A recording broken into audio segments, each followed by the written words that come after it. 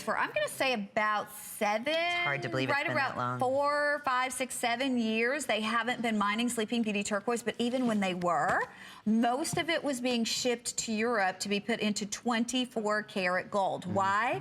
It is the cleanest. It is that true robin egg blue, the ultimate turquoise in the entire world. And now stepping it up in terms of collectability with the fact that it is no longer being mined. So you got to realize all the Sleeping Beauty that's out there is all that there will ever be. And they were telling me, Jay King was telling me in Tucson this past February, he said it was commanding prices that were 10 times as much as what they saw it even 6 months ago, because again, Everybody the availability is not there. Everybody wants it. And so the people that have even a little bitty, teeny tiny bit of it, they can charge whatever they want. Now we coupled it back with genuine diamonds, set it in 14 karat gold. For a lot of us, we love turquoise, but we want fine jewelry in turquoise. I love all turquoise. I love Southwestern turquoise. I love, you know, kind of organic turquoise, but I love the fine jewelry turquoise. And you rarely find beautiful, fine, you know, turquoise set in 14 karat gold.